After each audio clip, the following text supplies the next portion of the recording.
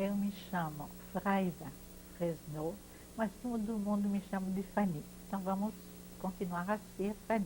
O nome dos seus pais?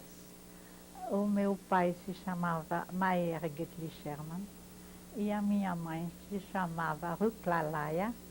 Ela nasceu Biberstein. Infelizmente eu tenho pouco lembrança da minha família porque nós saímos da Polônia quando eu tinha 5 anos de idade.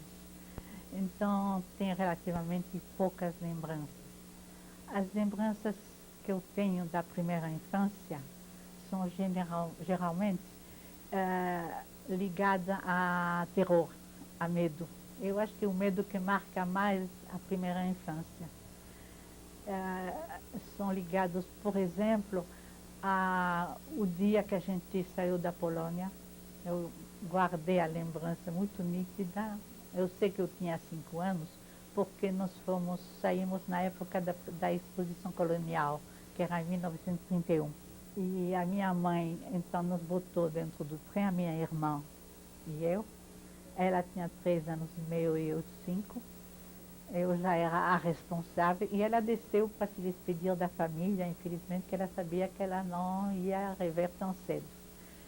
E de me ver sozinha nesse meio que eu não conhecia, com esse povo na minha volta, que eu sabia que acontecia alguma coisa de grave, me deixou uma impressão de terror, e isso é uma das lembranças que eu tenho da minha primeira infância.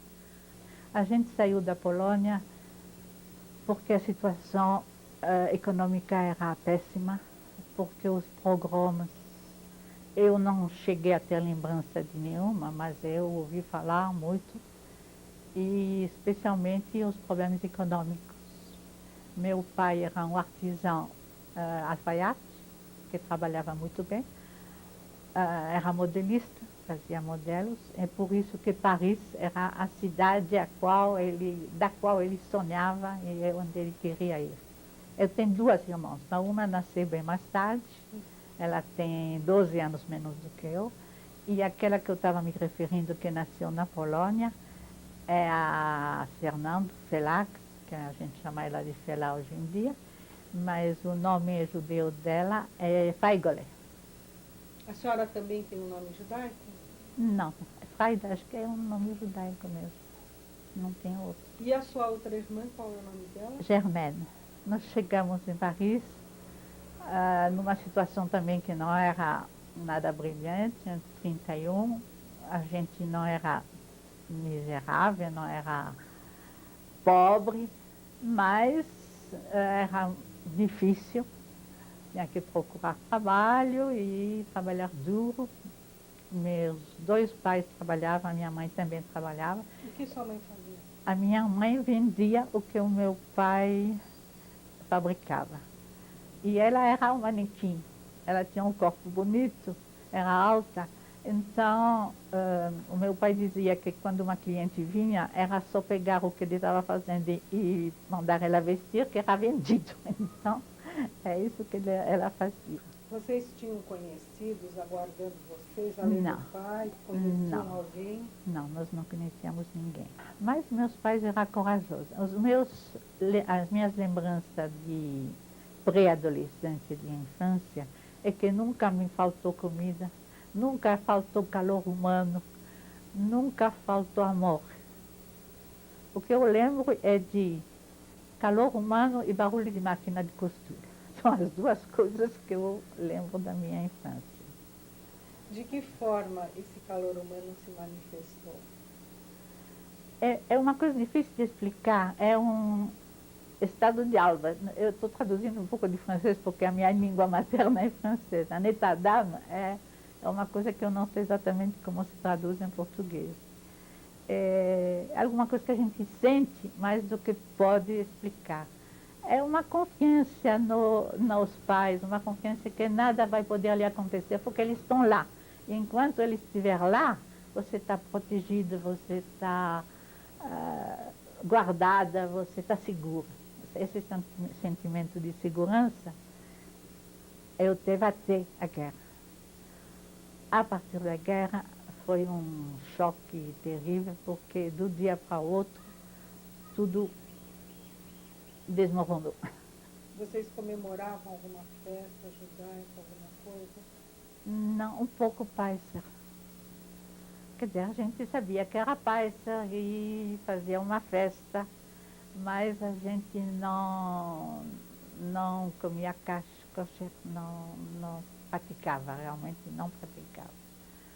Os meus pais não eram religiosos, eles eram comunistas românticos, que eu chamo, comunistas idealistas.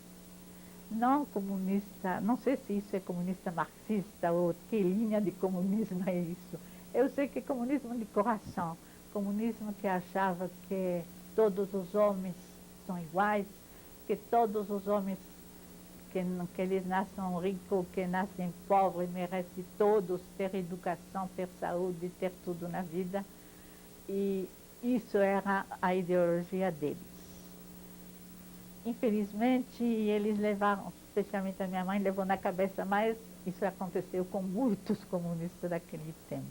Eu achava maravilhoso gente que eu amava se dedicar tanto ao trabalho, tanto aos filhos e ter esse ideal de paz sobre a terra, de igualdade para todo mundo, de felicidade com F maiúsculo para todo mundo.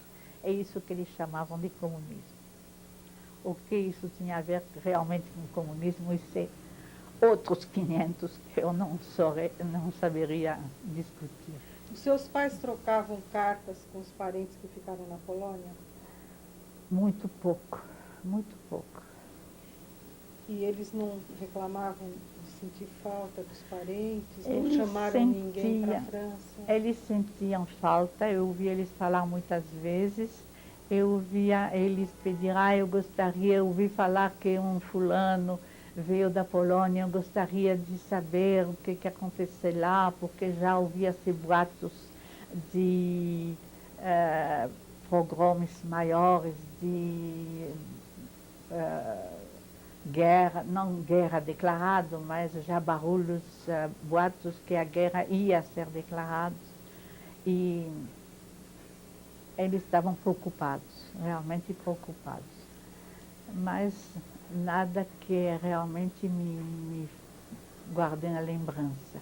E o bairro onde vocês moravam? O bairro, como eu lhe falei, logo na chegada nós morávamos em Belleville. Mas a minha mãe logo percebeu que era um bairro pobre, não muito bem frequentado. Então ela procurou o bairro que correspondia à profissão dela. E a profissão dela, como era moda, ela procurou e achou muito rapidamente o bairro que corresponde mais ou menos ao Bom Retiro daqui, que é, até hoje ainda é, o Sentier de Paris. É um bairro que tem a Rua da Bouquire e as ruas adjacentes, e até hoje é o centro do prêt-à-porter de Paris. A gente se instalou lá, e até a guerra, e até depois da guerra, tanto é que eu conheci meu marido lá mesmo no prédio onde a gente morava. Alguma vez a senhora sentiu na escola alguma perseguição antissemita? Sentiu alguma coisa diferente, que a senhora era diferente? Não posso dizer que eu senti. Eu senti durante a guerra, mas não no período antes da guerra, não que eu tenha lembrança. Teve alguma dificuldade em relação a um nome um pouco complicado, mas não especialmente porque era judia, não. Eu acho que não se fazia religião na escola, não se perguntava você é isso, você é aquilo não. Então a senhora disse que até 39 tudo transcorria calmamente. Calmamente. Na sua vida, na vida familiar. Exatamente. A sua irmã nasceu em que ano, a mais nova? A mais nova é em 37, bem no finzinho do ano. Ela nasceu dia 2 de novembro, dia dos mortos, de 37. E que lembranças a senhora guarda quando chegou mais um elemento para a família? Não, eu tenho a lembrança de uma outra criança que nasceu mas que morreu logo em seguida. E é engraçado porque essa eu lembro, provavelmente porque ela morreu. Era alguns anos antes, mas já em Paris, mas alguns anos antes. Mas da Germaine não tem, eu não senti nenhuma. Eu acho que a diferença de idade era tanta que não dá para sentir ciúme, muito pelo contrário, para mim era uma boneca. Eu lembro que eu tinha já 12 para 13 anos e eu era já bem formada, bem desenvolvida. Eu adorava quando eu saía com o carrinho e que as pessoas à minha volta dizendo, puxa, essa aí começou cedo, pensando que era minha filha. Eu era muito feliz, ficava muito contente, achava muita graça. E gostei muito. Mas também isso não durou muito, porque logo em seguida veio os dramas da guerra. Quais foram os primeiros sinais? Quais as diferenças que a senhora notou? Os primeiros sinais foram o meu pai captou. Ele escutava muito rádio, lia jornal e falou, olha, as coisas estão ruins na Alemanha, eu não acredito muito nesse negócio da Aline Maginot. A Aline Maginot era aquelas fortificações de 1914, que os franceses achavam que ia parar os alemães na fronteira entre a Alemanha e a França. Infelizmente não tinha a mínima chance que parasse qualquer coisa. Aí ele já pensava que a coisa ia complicar. Mas a gente não tinha muito o que fazer. A gente pensou em fugir, como muitas outras pessoas pensaram em fugir. Até o momento onde começou aquele período que a gente chama de l'exode. Esse período foi, não sei exatamente a que momento começou, quando o rádio começou a dar notícias muito pessimistas das forças armadas que recuavam, que as forças francesas eram derrotadas e as forças alemãs faziam de percée, penetravam no interior das forças francesas e começavam a andar sobre Paris. Então nós arrumamos umas malas, umas trouxas e pegamos um trem, deixando tudo, pegando só o que a gente podia carregar e fomos ao mais longe de Paris que a gente podia, na direção do sul. Por que em direção ao sul? Alguém deu alguma orientação? Alguém Não, disse alguma coisa? era a coisa mais lógica. Os alemães vinham do nordeste, do outro lado era o mar, era difícil seguir caminho por esse lado. Então, o único caminho que se podia ir era o sud-oeste, que ia até Bordeaux e eventualmente até a Espanha. A senhora disse muitos foram. Quem são esses muitos? Quem eram essas pessoas? As pessoas que tinha de tudo. Tinha judeus, mas também tinha não judeus. Tinha as pessoas que tinham medo do avanço dos alemães, que tinham medo do cerco de Paris, como tinha acontecido na Guerra de 14. Ainda tinha muita gente que tinha vivido a Guerra de 1914 e que lembrava do período de famine que tinha cercado as cidades, que não tinha comida, não tinha água, não tinha nada. Então eles preferiam sair para o campo, porque no campo, mais ou menos, sempre a gente consegue alguma coisa para comer, uma galinha, uma fruta, alguma coisa. Na cidade é muito difícil quando ela não é aprovisionada. Então a gente fugiu. Um pouco de trem, depois o trem parava, porque não tinha mais isso, não tinha mais aquilo. E as estradas eram cheias de gente, cada um com não tinha mais carro, porque os franceses, as forças armadas tinham requisicionado os carros. Então, quem tinha uma bicicleta botava todos os pacotes em cima das bicicletas, em cima das charretes, em cima de tudo que podia, e andava desse jeito. Então vocês saíram no Lexódia? Nós saímos durante o Exódio e a primeira etapa, que eu lembro nitidamente, foi Bordeaux. Quando nós chegamos a Bordeaux, era parecia um filme de horror. Estava cheio de gente dormindo nas ruas, não estava nem procurar um hotel. Parece que a França inteira tinha chegado nesses cantos da França, porque os últimos barcos que saíam, que iam para os Estados Unidos ou para a América do Sul, saíam de lá. Então, na esperança de poder embarcar, não era nosso caso porque a gente não conhecia ninguém na América, mas muitas pessoas tinham a esperança de poder ir lá, então tinha muita gente. Os meus pais, eu acho que se encaminharam na sinagoga para perguntar, pedir ajuda, perguntar onde que podiam dormir. E eu não lembro exatamente onde foi, mas eu sei que foi em famílias que nós passamos algumas noites. O que mais lembro da passagem em Bordeaux é de um bombardeio. A gente corríamos, teve a sirene que anunciava o início do bombardeio, a gente correu para os abris. Os abris eram aqueles lugares que era previsto para o pessoal se esconder, mas infelizmente a gente era novo na cidade e nós não sabíamos exatamente onde era. Tanto é que o meu pai, que tinha nos braços a minha irmã, que era um neném ainda naquela época, e eu, nós nos encontramos sobre os cais. Bordeaux é uma cidade à beira-mar. E nos encontramos sobre os cais e os aviões passavam quase à altura das pontes. Tem uma ponte em Bordeaux que chamavam de Pont de Pierre, não sei porquê. E os aviões metralhavam nas ruas. E meu pai se virou contra a parede para proteger o nenê, e eu estava ao lado dele.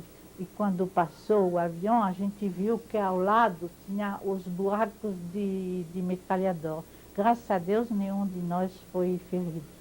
Mas foi realmente uma experiência traumática que eu tenho a visão até hoje. Nós não pudemos ficar mais tempo em Bordeaux porque realmente não tinha espaço onde ficar.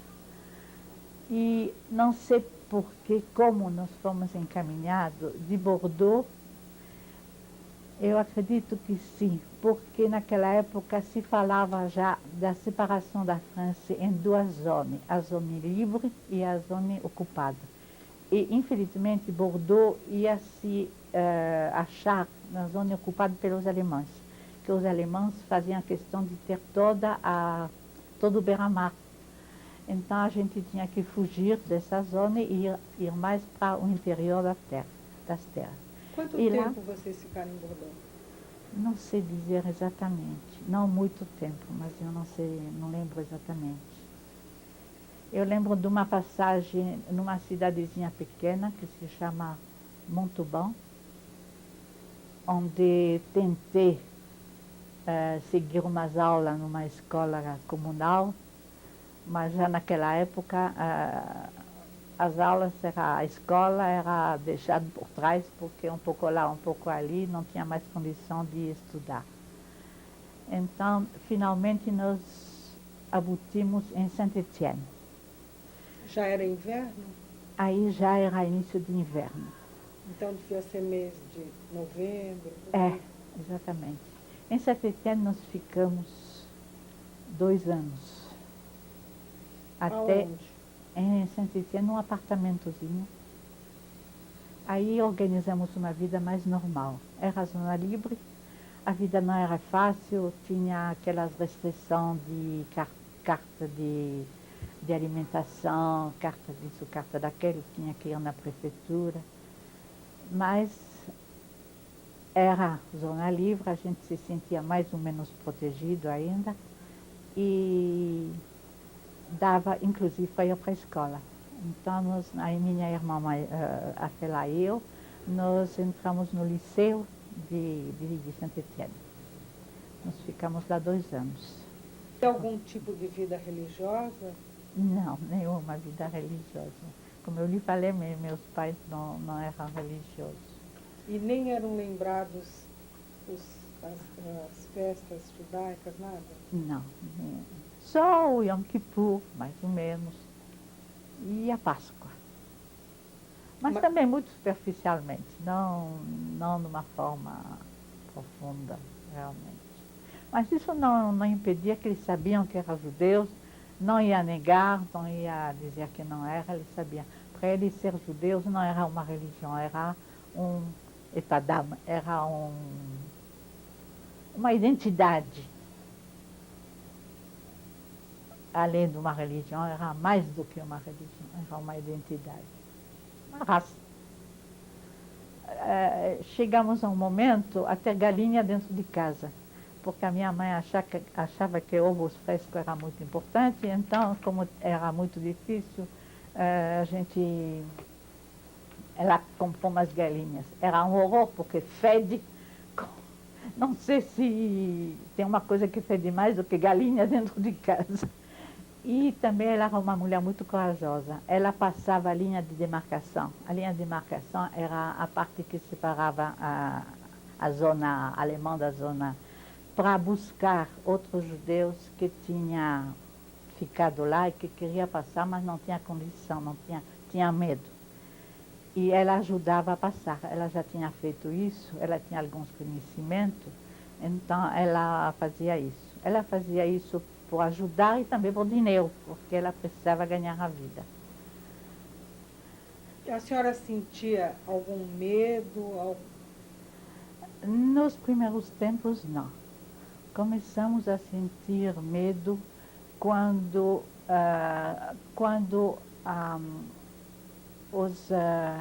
as tropas aliadas ocuparam a África do Norte. Porque meu pai disse que, já que os aliados ocuparam a África do Norte, a reação imediata dos alemães vai ser de ocupar a França a parte livre. Eles vão ocupar a parte livre. E nós não temos onde ir.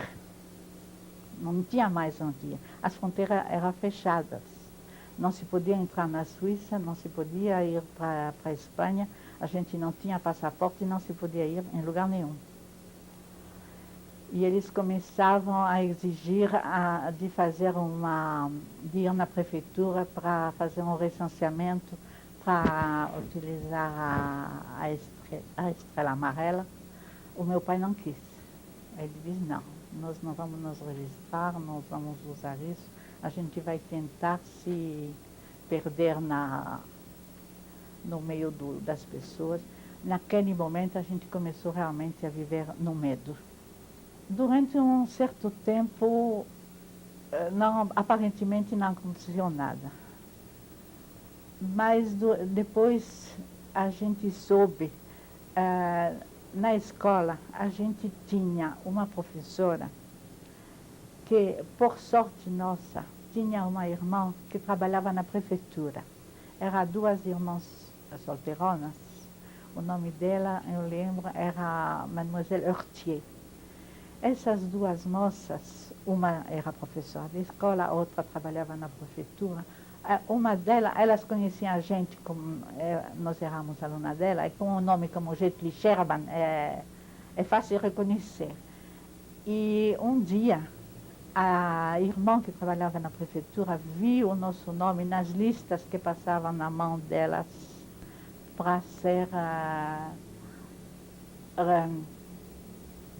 procurada pela polícia. Não era a Gestapo naquela época, era a polícia de Vichy mesmo, que levava para os campos de concentração. Então, ela falou para a irmã dela, que falou para a diretora da escola, e a diretora da escola nos chamou, nos avisou, olha, avisa seus pais que é melhor vocês tomar muito cuidado, porque vocês estão na lista de ser procurados. A partir daquele momento foi realmente Cauchemar. Cauchemar é de noite. Pesadelo. Nightmare. Porque não se podia mais dormir em casa.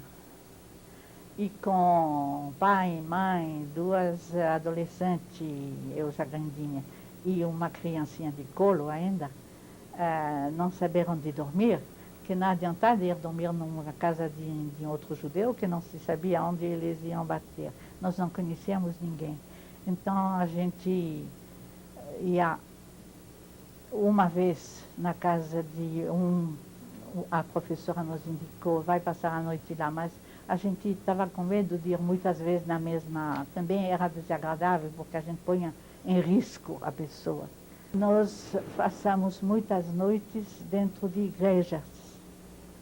A primeira vez que eu pisei numa igreja, chegamos no anoitecer, era Les Vêpres. Sabe o que é Les Vêpres? Les Vêpres é uma reza que se diz ao anoitecer. Ave Maria. É, uma parte diz Ave Maria e a outra diz, repete 100 vezes, copo de cristal, montanha de fé, e todo mundo responde, reza por nós, reza por nós, reza por nós. A gente estava ajoelhado sobre aqueles trocinhos de madeira, a gente nunca tinha feito isso, e a minha irmã e eu nos olhamos uma para a outra, dizendo, será que isso nunca acaba, vai ser a noite toda assim? Foi muito duro, mas a gente pensava que ia ser a noite toda assim, mas graças a Deus terminou num certo momento. E a gente depois passou a noite dentro da igreja mesmo.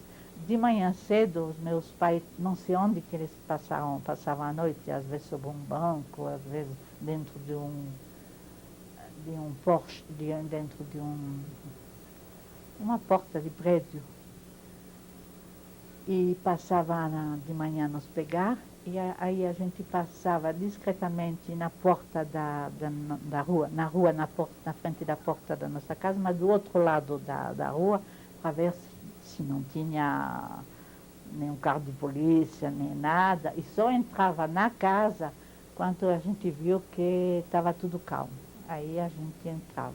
A senhora presenciou alguém ser capturado dessa forma, ser levado dessa forma? Presenciei, porque teve um momento que realmente não tinha mais onde ir. Aí os meus pais saíam à noite e nos deixávamos, porque o pessoal dizia que eles não pegavam as crianças, os franceses, só pegavam os adultos. E aí os meus pais também tinham arranjado que dentro do prédio tinha sótão em cima é sótão. Tinha um sótão e que eles diziam que se você do meio da noite escuta um barulho, você deixa a criança no berço, a Germaine dentro do berço, e vocês dois sobem no sótão e ficam lá quietinho até a gente ir buscar. E uma vez nós ouvimos passos mesmo às 4, 5 horas da manhã, e a gente fez isso. E lá em cima no sótão era uma escuridão total. Não tinha nem fresta, a gente não via a mão assim, a essa distância do nariz. Não podia nem fazer um passo porque a gente tinha medo de tombar ou de mexer em algumas coisas. A gente ficou em cima da trapa, como se chama, e ficava lá rezando para que não seja para nós. E de fato não foi para nós, eles vieram pegar alguém outro que morava num outro apartamento. A senhora ouviu alguma coisa? Eu não vi, mas eu ouvi e depois eu soube que realmente tinha pego uma família que morava lá. Mas nós não podíamos mais ficar porque era uma vida que era impossível. A gente escapou dessa forma. Graças a Deus e graças especialmente a essa Mademoiselle Hortier, que nos avisou que ela estava procurando, que ela estava fazendo o possível para achar uma solução mais definitiva, que isso era as soluções provisórias. E ela acabou achando para nós duas coisas. Para os meus pais, uma fileira que levava pessoas através dos Pirineus para a Espanha, com um guia. Precisava pagar o guia, mas não era tão grave. O grave é que era no meio do inverno de 1942, que foi um dos invernos mais terríveis. O frio foi muito grave. E para nós, ela tinha achado um convento onde a gente poderia ficar, e ela disse que não precisava se preocupar, que a gente ia ficar sossegado, sem problema. E tinha até achado uma casa, um casal de farmacêutico, onde o nenê podia ficar também, como se fosse adotado por eles. Naquela hora eu não percebi. Depois eu fiquei imaginando o trauma que deve ter passado a minha mãe, de ter que deixar os filhos assim e ir embora, sem saber se ela ia rever eles um dia, sem saber o que ia acontecer, em que condição, deixar uma menina de 15 anos e uma outra de 13 e uma criança de colo desse jeito. Mas, enfim, deu tudo certo no final. Como foi essa separação, esse momento? O que seus pais recomendaram para você? Os meus pais recomendaram só uma coisa. Eles falaram, olha, obedecem, ficam quietinhas. Um dia nós vamos buscar vocês. Se tenham fé, um dia nós vamos voltar a buscar vocês. Eu juro, eu prometo que um dia venham buscar vocês. A senhora sabe de alguma outra criança que teve a mesma sorte de ser abrigada no convento? Não conheço pessoalmente. Eu sei que houve outras, mas pessoalmente não conheço. Eles não, naquele mesmo convento, eles não falavam de um para o outro. Tinha muito dedo duro. Inclusive, num certo momento, já um ano depois, até 2 anos depois, um dia a diretora que é uma freira superior, a diretora nos chamou dizendo, olha, até agora foi tudo bem, mas eu sei que uma das alunas é a filha de um colaborador muito conhecido e ela está de olho em vocês. Por enquanto ela não vai falar nada, porque ela está preparando o exame e ela não quer criar caso na hora do exame, porque ela sei que ela pode se dar mal no exame, etc. Mas quando ela passar o exame, eu não posso garantir nada. Ficam bem quietinhos, vamos ver o que a gente pode fazer. Nós ficamos quietinhos, não tinha nada que a gente possa fazer, podia fazer naquele momento. O que vocês tiveram que fazer para não demonstrar que eram judias? Vocês receberam nomes falsos, Nós documentos? recebemos nomes falsos, documentos falsos. Quem providenciou isso? Sempre aquela mesma pessoa que trabalhava na prefeitura, Mademoiselle Como ela Artier. conseguiu? Bom, dentro do trabalho dela, ela tinha acesso a carimbos, a papéis da prefeitura. Ela foi uma santa mulher, realmente. Ela foi uma mulher que mereceu o nome de justa. Ela realmente salvou muita gente. Ela Inclusive, recebeu alguma coisa em troca disso? eu acho que não. Não soube depois, mas eu acho que não. Quando nós fomos para o convento, eu tinha 14 ou 15 anos, a minha irmã tinha 12 e meio, a gente não tinha idade para... Esse convento era dirigido por freiras irmãs de caridade. Eu não lembro da ordem, sabe? Eles tinham aquele cornet que chamam em francês. E eles trabalhavam como enfermeira, como guarda, faziam tudo dentro do hospital. Até os médicos obedeciam a eles e andavam direitinho. Aonde fica exatamente esse convento? Em Saint-Chamond. E l'hôpital se chama le Nouvel Hôpital de Saint-Chamond. E que tipo de doentes, que tipo de pacientes atendia? Era o único hospital que tinha naquela cidade. Era um hospital muito bom. Depois, como eu comecei a ser enfermeira dentro do hospital, eleve enfermeira, eu fiz todas as sessões, trabalhei na sala de operação, na laboratório de análise, em todas as sessões, como estagiário. E realmente era bem feito. Era tudo mulheres admiráveis, realmente admiráveis. Havia outras moças como a senhora lá? Havia Da sua as idade? alunas, As alunas. que era tudo um pouco mais velha, porque nós começamos mais cedo. É por isso que no início a gente nem podia ser alunas, porque não se pode ser alunas enfermeiras com 14 anos, 13 anos, 15 anos. Tem que ter, me parece que no mínimo 17 anos, uma coisa assim. Então eu fiz um pouco de tudo lá dentro. Inclusive trabalhei como assistente na cozinha, fazendo panquecas para 200 pessoas, o dia todo, e várias outras coisas. Mas eu gostei. Eu trabalhava bem, inclusive era uma época difícil de se arrumar comida, e quem trabalha na cozinha tem facilidade. Então, eu, à noite, quando eu chegava do trabalho, eu sempre levava comigo o que eu punha na cozinha e distribuía para minhas colegas, era muito bem-vinda. A senhora disse que recebeu documentos em nome. Sim. Qual? Bom, eram documentos não muito perfeitos.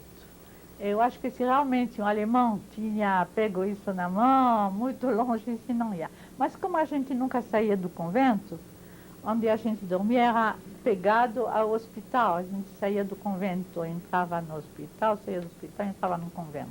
Então a nossa vida era isso. Mas foi isso. A pessoa que nos ajudou então a entrar no convento, essa Mademoiselle Hortier, realmente salvou a nossa vida, salvou a vida dos meus pais,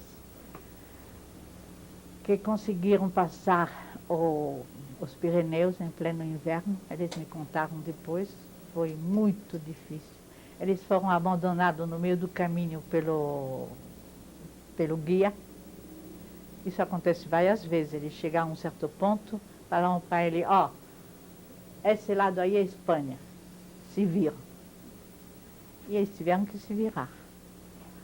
Neve até aqui, pessoas que nunca tinham feito esse tipo de esporte, vamos dizer, mas com a ajuda do meu tio, que naquela época vivia com a gente, e que foi também graças a essa Mademoiselle Hortier, foi com ele, e que era um homem forte, eles conseguiram passar.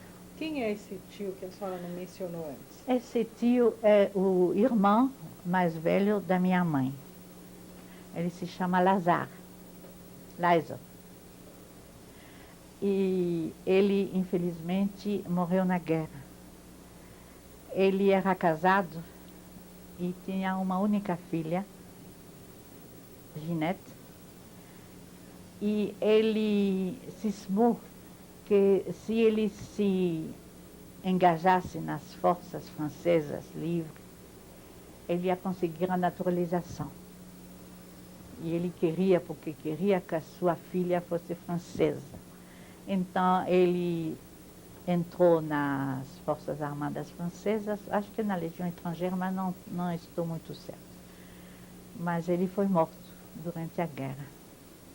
Primeiro, eu, como qualquer adolescente, eu fiquei muito admirada, entusiasmada pela vida das freiras. Não pela religião em si, porque a religião realmente não me interessava, não foi muito mística, nunca teve o sentido místico. Mas eu admirava essas mulheres que se levantavam às 4 da manhã para rezar, às 5 da manhã acabavam as rezas, iam trabalhavam até altas horas da noite, depois rezava de novo e depois iam dormir e recomeçava todo dia. Não tinha sábado, não tinha domingo, não tinha nada. Era um trabalho contínuo e de uma dedicação, de um mérito, de uma coragem que realmente eu nunca tinha visto. Realmente. A troco de quê? Não era a troco de dinheiro. Era realmente uma dedicação a troco da fé que elas tinham, ou a troco do amor por uma humanidade que elas tinham. No convívio com essas pessoas, eu achei uma certa pureza de vida que eu admirava muito. E pouco a pouco, essa admiração que eu tinha para o modo de vida deles se tornou em admiração pela religião deles. E lógico que eles incentivaram isso. Eles incentivaram como? Obrigando a ir para os ofícios. Fazia parte do ritual. Tinha que se levantar até hora, tinha que ir até hora na missa. Por quê? Eles sabiam que não era a minha religião, mas eu tinha que fazer de conta que eu era na minha religião, lógico. Então não tinha que assistir. Então eu acabei me envolvendo com isso. E eles também devem ter achado em mim alguma coisa de positivo, porque depois de um certo momento eu vi que a Madre Superior queria que eu me dedicasse a um convento, que eu ficasse no convento mesmo depois da guerra. O engraçado é que a minha irmã, que estava comigo, que é mais inteligente que eu, mais educada, mais instruída do que eu, tanto é que ela é professora na Sorbonne, depois ela continuou os estudos que eu não continuei, ela não foi puxada por esse lado. E eu fui.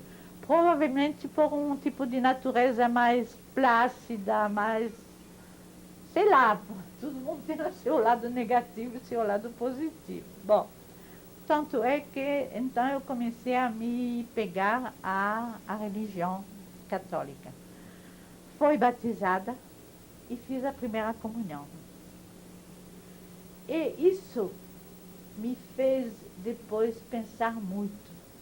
Depois da guerra, eu vou pular um certo período da minha vida para falar um pouco dos meus pensamentos religiosos, já que a senhora pediu várias vezes o aspecto religioso. Eu cheguei à conclusão que a crença em Deus é alguma coisa que ultrapassa muito a religião. É alguma coisa que é a mesma nos católicos, nos judeus. Eu acredito que seja a mesma coisa também nas outras religiões que eu não conheço. Mas eu acredito que deve ser a mesma. Pelo menos aqueles que são sinceros. E não aqueles que matam por religião, mas aqueles que acreditam que Deus quer que a gente seja justo, que não matam, que não faz falso testemunho, etc. Aqueles princípios de base são os mesmos em qualquer religião. Então, para mim, por isso que eu acredito em Deus. Sinceramente, eu acredito em Deus. Mas eu não acredito em religião. Eu não posso dizer que eu vou, tanto mais faz para mim ir na missa, como ir na sinagoga. Eu acho exatamente a mesma coisa. Desculpe se eu estou ofendendo algum. A senhora sabia dos seus pais, da sua irmã menor nesse Não, momento? eu não sabia nem dos meus pais, nem da minha irmã menor. Eu acho que era realmente a intenção do pessoal que cuidava dessas fileiras, de que um não saiba do outro. Eu acho que era intencional, para, em caso de acidente, não atrapalhar, não causar prejuízo. Eu acho muito certo, muito lógico. A gente não sabia. Não significa que a gente não se preocupava, não pensava, nós pensávamos, mas não tinha como saber. Então não adiantava se preocupar. E a senhora tinha notícias do que estava acontecendo no resto da Europa? A gente tinha notícias, como na França muita gente tinha, pela rádio de Londres, no boca ouvido, porque oficialmente não se podia ter. A gente, pelas piadas que a gente contava assim embaixo do... Quando começou a história de Stalingrado, a senhora lembra que teve aquele... Não, a senhora não pode ter lembrado, mas teve aquele cerco de Stalingrado que os alemães pensou que iam ganhar com a facilidade e que eles sofreram muito e nunca conseguiram. Então contava-se a seguinte piada, desculpe, posso contar? Que um alemão dentro de Paris vê uma senhorita francesa e quer bater papo com ela e começa a perguntar para ele, onde que a gente pode ir aí para se distrair um pouco? E ela fala, em Stalingrado. Então a gente sabia que quando a gente queria açucrinar os alemães, falava de Stalingrado, que era o início do fim do Reich, foi Stalingrado. foi a pedra fundamental que fez que abaixou a soberba alemã, foi os russos que conseguiram manter a cidade de Stalingrado se defendendo. Muita gente morreram lá, mas foi realmente o que animou o resto do mundo. Então a gente tinha esse tipo de notícias, mas a gente não tinha a mínima ideia quanto tempo a guerra ia durar, como ia acabar. Foi uma época muito, muito difícil. E como acabou? Aonde a senhora estava? Aonde a senhora recebeu a notícia do final da guerra? Com quem a senhora estava? Nós continuávamos num convento. A gente começou a receber, como era no hospital, a gente começou a receber feridos, muitos feridos alemães. E o engraçado é que os feridos que chegavam nunca eram alemãos. Todos diziam, eu sou austríaco, eu sou tcheco, eu sou qualquer coisa menos alemão. A gente achava isso extraordinário, que não existia mais alemão, era tudo outra coisa. Fora um teve a coragem, uma vez, de me mostrar uma fotografia onde tinha duas crianças, dois rapazes, devia ter uns 6, 8 anos, e ele me diz num francês muito aproximativo, eles que vão nos vingar. Quer dizer, ele foi o único que teve a coragem de mostrar que ele já pensava na revanche deles. Os outros será tudo. Quando começou então a ter bastante alemães feridos, a gente já sabia que a luta era próxima e que os alemães tinham muitas perdas de homens. E no hospital acontecia coisas, é um reflexo de o que acontecia em volta. Nós tínhamos gente da resistência que vinha muito em mau estado. Nós tínhamos uma vez um assalto da resistência contra um alto escalão da Comendador, que era lá. Tinha várias coisas que aconteceram. Mas quando a gente soube mesmo, foi anunciado pelo rádio. Foi pelo rádio que a gente soube. E como é que vocês ficaram? O que vocês falaram? Não posso nem contar. Foi a maior alegria. Foi como se tirasse um peso de 1000 quilos das costas. Porque a gente tinha sobrevivido, que era o principal. E tinha a esperança que, enfim, ia poder se encontrar com a família. Se essa família ainda existia, porque a gente não tinha a mínima ideia do que tinha acontecido durante esses anos. Vocês sabiam que havia campos de concentração? Não. De extermínio? Não. Eu não lembro de ter sabido. Nós soubemos depois, mas naquela época não sabíamos. Então, o que aconteceu, então? Vocês souberam do fim da guerra exatamente que dia, mês e ano? A senhora lembra? Não, eu não lembro. Nem aproximadamente? Eu acho que era aproximadamente o primeiro passo foi quando os americanos desembarcaram na Normândia. Isso foi, então, eu nunca vou esquecer essa data, porque o aniversário do meu filho, o pai da Mariana, foi dia 6 de junho, foi o aniversário do desembarco dos americanos na Normândia, no dia D. Mas o que aconteceu depois, durante nós ficamos continuando, porque preparávamos os exames, continuávamos na rotina do hospital, e um dia a diretora nos chamou, dizendo que nós tínhamos que ir até Toulon. Toulon é uma cidade no sul da França, que é um porto de guerra. Porque a nossa mãe estava lá, estava no hospital, ia ser operada.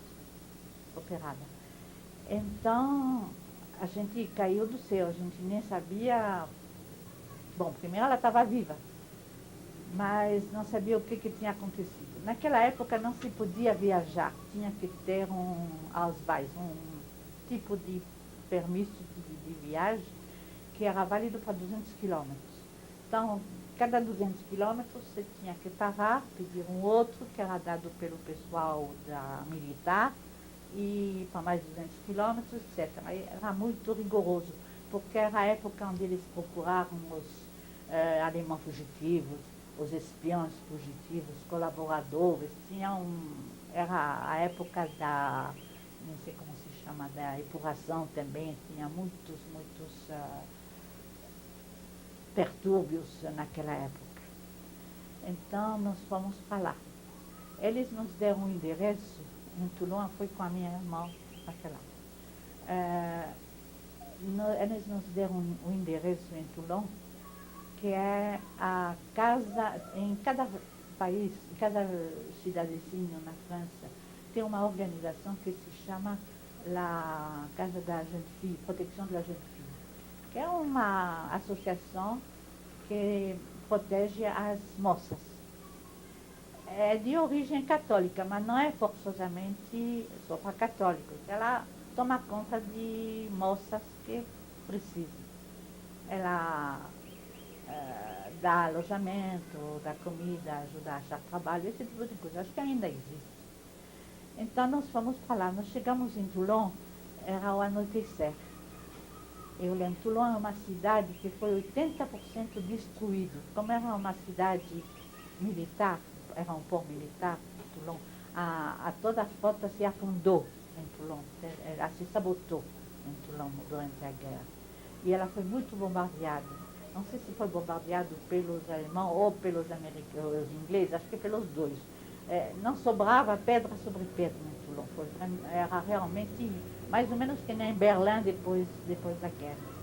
Eu lembro que a casa onde nós chegamos tinha uma parede, depois era um vazio, a gente passava sobre tábuas, para depois do outro lado tinha uma parte que tinha ficado em pé. E nessa parte que tinha essa tal de associação, Casa para a Proteção das Moças. Quando nós chegamos lá, como era a hora do jantar, eles nos levaram lá para o jantar, e as outras moças eram na mesa, sentadas na mesa já jantando, e uma das moças lá era a enfermeira do Hospital de Toulon. E ela contava para as outras que tinha uma mulher louca lá, que ia ser operada no dia seguinte, porque ela tinha engolido um alfinete. E eu não sei porquê, a mim me deu um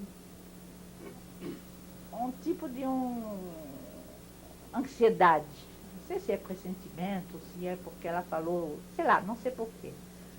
E o dia seguinte, nós fomos no hospital e a minha mãe estava com um guarda na frente um guarda da polícia militar em frente da porta do quarto dela. Por quê? Porque ela tinha entrado no barco como uma passageira clandestina. Porque ela queria rever as filhas dela. Ela tinha pegado esse barco aonde? No Marrocos, acho que em Casablanca, se não me engano, em Casablanca. Os barcos naquela época eram destinados, tinha poucos barcos ainda que travessiam o Mediterrâneo, porque o Mediterrâneo ainda tinha minas, ainda tinha navios que arriscavam afundar. Era uma época ainda muito de problemas. Então, os navios eram reservados aos militares e às famílias dos militares que voltavam de altos, não qualquer militar ainda, os altos militares que voltavam para a França. Mas ela não aguentava de ficar. Então ela fez tanto e tanto que ela convenceu a mulher de um tal ela dizia que era um general Salah, de levar ela como babá da filha dele. E ela conseguiu entrar no barco.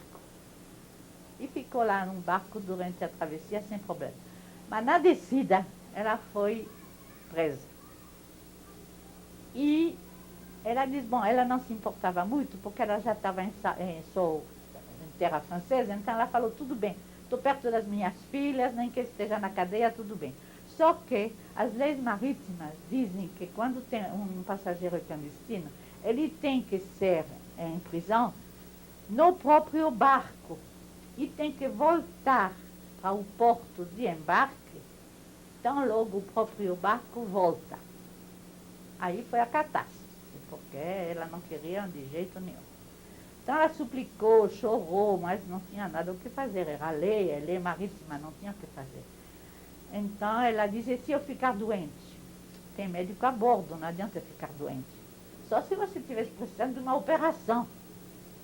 Aí operação, começou a matutar e engoliu um alfinete de segurança.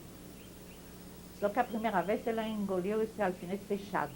Aí o médico fez uma radiografia e falou, minha senhora, sinto muito, mas ele vai sair por via natural e pode voltar para o barco. Não resolveu nada. Aí a minha mãe era, aí é isso aí, bom, tudo bem. Então ela engoliu dentro de um miolo de pão, o alfinete aberto. Aí sim tiveram que levar ela para o hospital e operar. E quando nós chegamos, aí ela falou, minhas filhas, tal, e ela sabia do nosso endereço. Nós não sabíamos do dela, mas ela sabia do nosso. Então nós fomos avisados e nós fomos para lá. Aí começou, a minha irmã e eu, uma chemin de croix, sabe o quê? Correr para saber de quem pode vir a ordem de soltura. Porque naquela época, minha nossa, tinha que ser de autoridade militar, porque não pertencia à autoridade civil. Tinha que ser autoridade militar. Então vai de um, te manda para o outro, te manda para o terceiro, vai para Paris, vai para lá. E nós fomos, aí nos separamos, eu de um lado e a minha irmã do outro, para cobrir o mais campo possível. E finalmente a gente nem sabe dizer quem é, dentro das personalidades que nós fomos ver, que teve dor daquelas meninas aí que choravam em todo quanto é portas e liberaram ela. É assim que eu consegui reencontrar a minha mãe. E o seu pai? O meu pai ficou ainda muito tempo lá, porque ele veio Lá onde? lá no Marrocos, em Casablanca. Porque a senhora disse que eles cruzaram os Pirineus e de lá foram para o Marrocos. Foram para o Marrocos. E eles se separaram, infelizmente, por causa da guerra também. Coisas da vida, eles se separaram lá. Então a senhora reencontrou a sua mãe? Encontrei a minha mãe, que era mais aflita ainda depois da separação, de vir buscar as filhas, porque ela tinha na ideia que o meu pai ia vir primeiro pegar. Imagine! Bom, mas é a ideia dela. Então ela correu para ir buscar as suas preciosidades de filhas para antes. E ela até seria jogada no mar se não deixasse. Então finalmente a gente conseguiu tirar ela da polícia, eles deram uma ordem especial para soltar ela. Ela foi solta. E vocês voltaram para Paris em seguida? Não, nós voltamos para um convento, ela voltou para Paris. Aí começou a história da religião. Aí o exame era muito próximo. Aí eu falei para ela, escuta mamãe, a gente está tão perto do exame que eu gostaria de passar o exame. Porque é uma profissão e também vai facilitar. Então ela falou, tudo bem, eu vou me virar sozinha em Paris. E a gente começou a buscar pela menina, pela Germaine. A gente encontrou a Germaine e ela já tinha 8 anos, mas infelizmente ela estava doente. Ela fez uma meningite tuberculose, então logo nós chegamos. Nós tínhamos o nosso apartamento tinha sido ocupado durante a guerra. Vocês voltaram para o apartamento em Paris? Voltamos para o apartamento.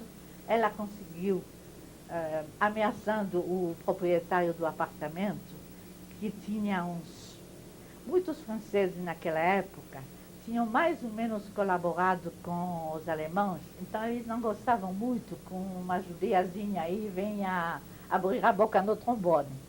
Então, quando ela começou a dizer, olha, é meu apartamento, eu Ela deixei... sua mãe, a senhora disse? É, a minha mãe. Ela deixou... Eu não faço questão dos móveis e tudo que eu tinha lá, eu só quero um lugar para meus filhos. Ele conseguiu tirar o pessoal que morava lá e devolver o apartamento para a gente. Então, a gente teve um teto onde morar. Era totalmente vazio, um frio, era inverno de novo, um frio terrível, e a menina foi com pegou uma meningite tuberculose, que é uma coisa muito rara. Ela foi hospitalizada em Dreux, no sanatório em Dreux, mas graças a Deus se safou e tal, foi tudo bem. E assim foi o reencontro da mãe com as filhas? Exatamente. O meu pai foi anos depois. E naquela época eu queria voltar então imediatamente depois. Mas eu tinha aquela dúvida, as irmãs queriam que eu ficasse para ficar freira. Aí o padre foi um homem inteligente. Ele me falou, olha minha filha, o teu primeiro dever é com a tua mãe. Eu falei, você tem razão, o senhor tem razão. Tchau, muito obrigada. Foi com a minha mãe. E a minha mãe, que era muito inteligente também, ela nunca me obrigou em nada. Ela falou, minha filha, quando você quiser voltar para lá, você volta. Por enquanto, você me ajuda, fica aí. Nunca forçou a barra, nunca me impediu. A minha mãe foi, naquela época, procurar saber notícias em algumas associações. E falaram para ela que não tinha sobrado ninguém. Só tinha uma irmã que tinha escapado, uma irmã dela, Mariam, que tinha escapado, que viveu no Canadá. E aquela cuja filha hoje em dia está na Bélgica. Todo o resto, os pais, o pai dela, a mãe e primos, primas, todo mundo morreu. Muitos no próprio gueto, pelo que se soube. Essa é a filha do Alain, filha maior do Alain, minha neta Mariana, que tem 21 anos. Um amor de moça, um doce de moça. Quantos netos mais a senhora tem? Tem mais 3. A Além da irmã, Mariana. a Alice, que é a irmã da Mariana mais nova, que tem 17, né? 17. E tem duas crianças do Daniel, O nome a dele? Helena, De quantos anos? 13, e o David, 12, que é o único, acho. Mariana, você conhecia a história da sua avó? Não, a maior parte dela não. E foi a primeira vez que eu ouvi dela, né? Eu sabia de vários pedaços da história, mas mais pelo meu